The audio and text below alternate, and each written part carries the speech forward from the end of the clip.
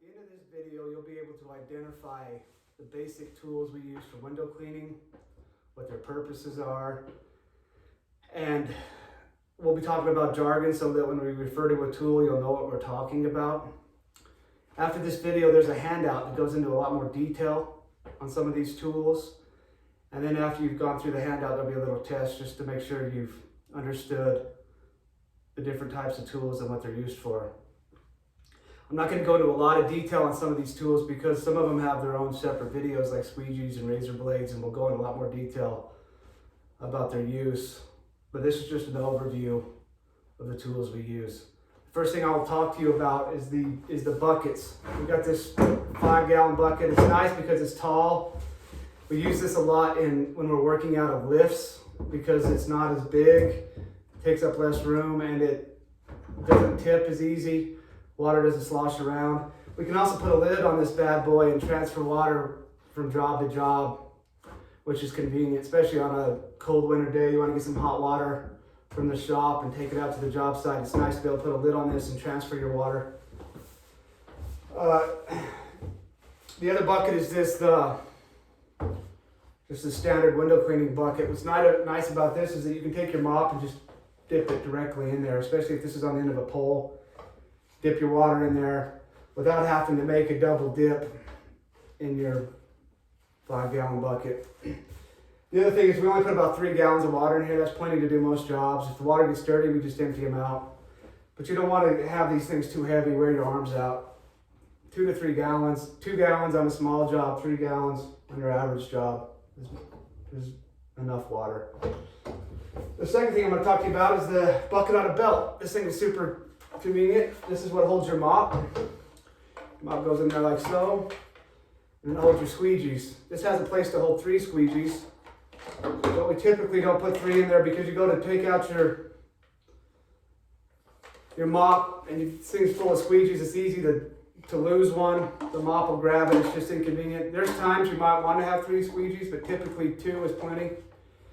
Another nice feature about this bucket on a belt is that it's quick release, so it can be removed from your belt real easy.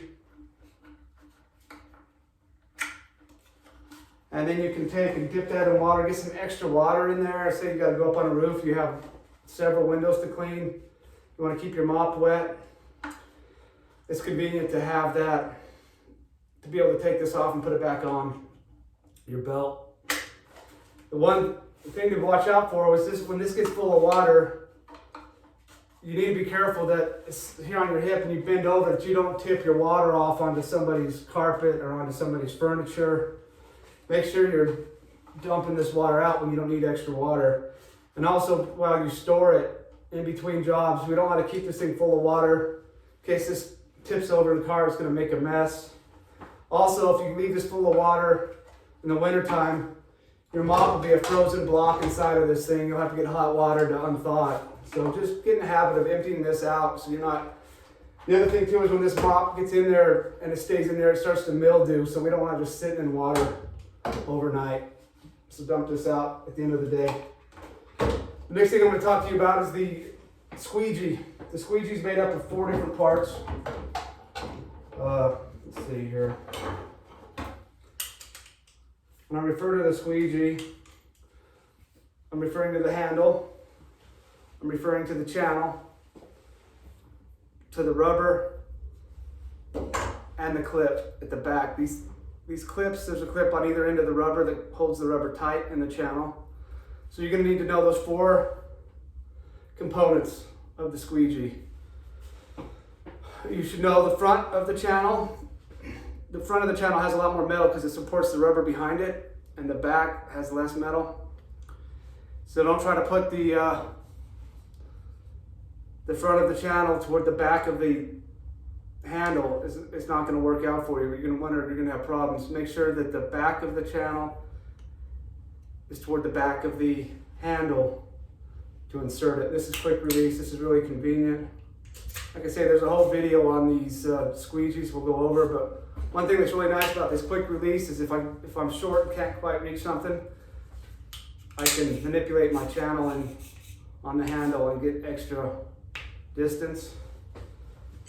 This is a 30-degree squeegee handle. The 30 degrees refers to the angle. See that angle? It's at 30 degrees. And that's the perfect angle when you're cleaning a window. If your hand is perpendicular to the glass, that's the angle you want to have. It's designed to get the glass to take the water off the glass the most effective way. The other type of handle we have is a 0 degree. And the 0 degree refers to there is no angle on the end of the handle, so you have to find the angle yourself. This thing is a game changer though, the 0 degree. We'll go into more detail about it. One of the things about it is it's really loose. See that? See how that swivel? That really helps you when you're using it on the end of the pole. And then you got your fixed handles. This is at a 30 degree, but see how it's fixed. It doesn't swivel.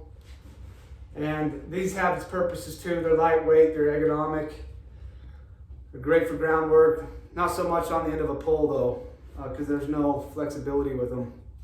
And you can't, so there's several different types of channels, but this is fixed handle, 30 degree, and the 0. And we'll go over those in much more detail in another video. The next thing I'm going to talk to you about is the T-bar, or this is the mop. And the mop is made up of two different components. You have the sleeve and the T-bar. This is, see, pretty self-explanatory. T-bar, sleeve. This sleeve comes in all kinds of different materials.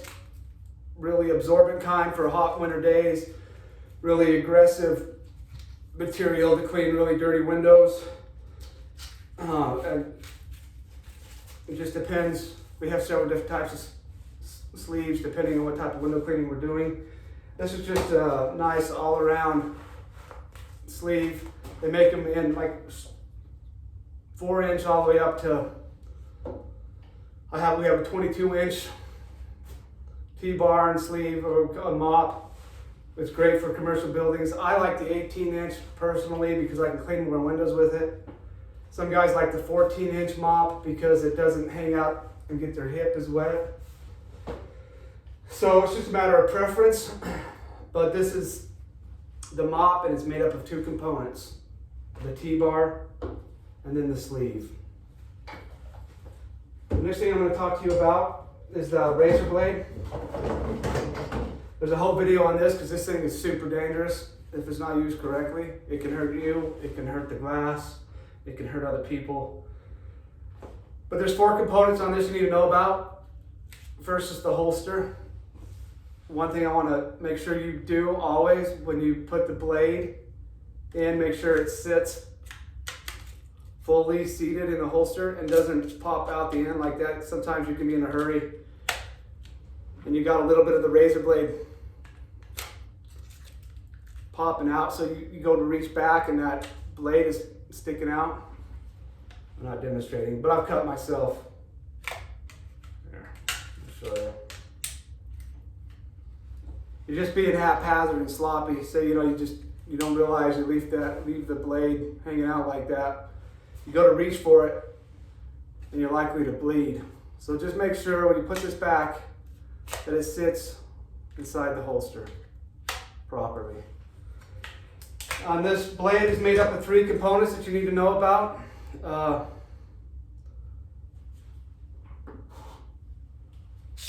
The blade itself, the razor blade. This is called the insert, and this is just your handle. So you need to know this is made up of 4 different parts. Your holster. The insert has 3 holes in it. The blade goes inside those 3 holes. The blade is double-sided too, so when one side of the blade goes bad, you can flip it over. And this blade will only go in one side. There's little grooves that go into the grooves on one end of the handle. So if you're having a hard time getting it in, just realize it only goes in one way. And then they're nice and tight. We have a whole video on the blade, but just take precautions when you use this thing. It's our most dangerous tool. All right, the next thing we'll talk about is the Doodlebug. Love this thing. It goes on the end of a pole. Typically, you can use it by hand too. We use it for two different things. One, to put chemicals on the glass. You get this wet, and then you put a little acid, Lysol, if we're gonna get hard water off the glass. Or if your windows are super crusty, we put this, we use this on the end of a pole, like so. Get that thing wet, and you can really scrub the windows from the ground. And then if you have to ladder up, you can clean the windows, but this is really effective. We're careful when we use it inside because this thing drips a lot of water. And so you don't want to be dripping water over somebody's house or over somebody's window sills. There are occasions we use it inside, but we use it a lot more outside. And just know that this has two parts. This pad comes in different colors. We typically just use white pad, and that's what it's called, the white pad. The different colors have different coarseness. Don't ever use anything more than a red or a blue, white. They make them in green, never use green. They're way too abrasive on the windows. This typically, I've never had any problems with scratching glass like the red. It's just more abrasive than the white. And this likes to come off too. So it's easy to lose this thing. Make sure they stay together. And don't over tighten it on the pole. That's one of the biggest things guys do, is they really tighten this down. And it's hard, if you over tighten it, it breaks them. It's hard to get them off. Just tighten it enough so it doesn't want to pop off. Just hand turn it, don't crank it. So there's that. I'll talk about the pole real briefly. The same problem with poles we have is guys really like to crank down on this, and there's no need for that. Just hand tighten it. Left tightens it, go to the right to loosen it. You just need to extend this out to where, or tighten it to where this pole won't move up and down when you push on it, or it won't turn like this back and forth. So just hand tighten that. Guys have a tendency to really crank down on it. No need, because it breaks the collar and we have to replace the collar. It's a pain in the butt when you have your pole doesn't work properly. If this is turning while you're trying to use it, you want this thing to not move, this top section from the lower section. They should be one solid piece. We use these poles a lot. There's another one we like to use. There's a little shorty. This is perfect when you're in a house and the windows are just above your head. You don't want to get a step ladder and you don't want to deal with the big long pole. You can use this little 2-footer. It comes in really handy, especially when you got a little 0 degree on the end of it. The 0 degree, I didn't tell you earlier, see how loose that is? That makes it so that we can work magic on the glass, just like it's in our hand when it's really loose like this. So there's a whole video on how to use a 0 degree. But these little poles are really convenient. It saves you from having to get a ladder often. Okay, I want to talk to you now about what we have in our bag. You have a pouch, bag. You want to have these with you at all times, all the tools that are in here, because you're going to need these things. All jobs require what you have in this bag. So we'll just pull out what we have first here. And that's the screwdriver, the little flathead screwdriver. We use this to pull off screens. We use this to get debris out of tracks. We use this to clean out corners. If you got stucco or concrete on a frame, you can put a towel on the end of this screwdriver and use it to scrape it off. So this is an essential tool to have in your bag at all times, a flathead screwdriver. The next is a track brush. We use this to clean out the tracks, especially in post-construction when the ledges are all dirty. We use this to sweep off ledges, bring the dirt down. We don't ever want to clean a window and leave dirt all over the ledge, because the next person that comes behind us wipes down all that dirt. It's going to fall down on our windows. So we use this to sweep dirt down the ledges as we move down a wall, especially to clean out tracks. Clean out the track before you get the window wet. Otherwise, what you end up doing is cleaning up a bunch of mud out of the tracks as opposed to just sweeping it out with this thing. So use this to get all the dirt, debris, or like the cobwebs off the frame before you get the window wet. The next thing is a water key. A lot of commercial projects have their water under lock and they just have a little socket, and you can use this to undo the socket and turn on the water.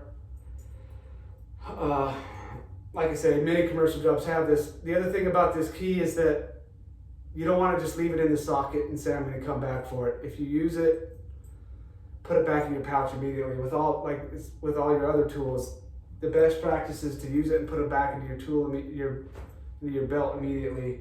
If you leave this in the socket thinking you're going to come back for it, it's really easy to forget about it, and you're going to get to the next commercial job and not be able to get water. So use this and put it back in your pouch. Even if you're going to have to come back 10 minutes later and turn the water off, just get in the habit of putting this always back, because these get lost frequently. It'll just save you a lot of frustration and some money if you keep it with you at all times. The last thing we have in our pouch here is just a little channel. We put this, you come across windows all the time that are smaller than your average window, little French panes, windows on a door. If you have this little channel in your pouch, you can easily change it out with one of your handles and do those smaller windows that you're not expecting. So we keep a little channel in our pouch. And last but not least, the most important tool window cleaners have is steel wool. I want to point out, let's see. This is ultra fine steel wool. It's not just steel wool, there's different grades. It goes from 4 all the way down to quadruple lot, ultra fine. We're not using fine steel wool or any other steel wool, but ultra fine. And this won't scratch the glass. It'll scratch the hell out of tint and plexiglass, so don't ever use it on that. But typically you can use this and you won't have any problem scratching glass. Couple things to watch out for with this is that when this gets wet, it starts to rust. And if you don't ever want to use a rusty piece of steel wool on the windows, because rust is harder than glass, and you'll leave little scratches in it if you use a rusty piece. We use this on tempered glass because we can't use our blades often, so we use this to get debris off of tempered glass without using our razor blades. And we also use it if you like to keep a nice, clean, dry piece in your pouch. So after you've washed the window and you got a glitch here and there, a little bit of paint debris, you can take this dry steel wool and rub that out without having to re-clean the window. Be careful when you use your towel to touch up windows. This is much more preferable because it doesn't leave glitches if you got a good piece. And last but not least then is our towels.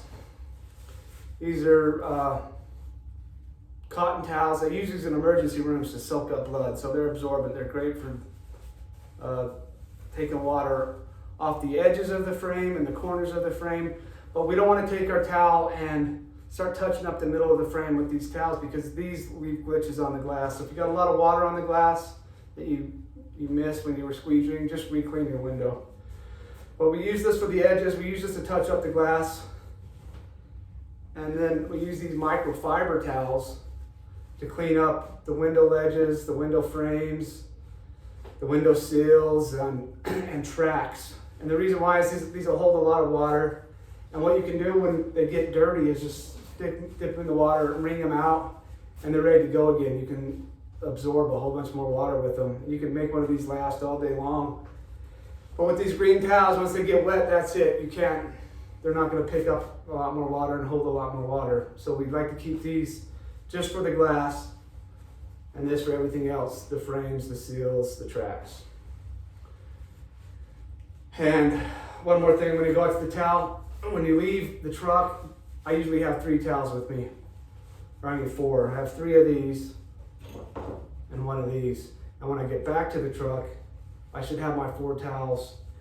And it's not that, these aren't that expensive, but what is expensive is if you leave a dirty towel laying on somebody's counter in their bathroom or on somebody's desk, they see a filthy towel laying there, they're not going to be happy to see that. So by knowing how many towels you take with you onto the job, it helps you when you come back, that you have all the towels that you took, and you're not leaving towels behind where you shouldn't, and leaving a bad impression with people. All right, that covers the basics of our window cleaning tools, and we're going to go into more detail on some of these in another video. Thank you.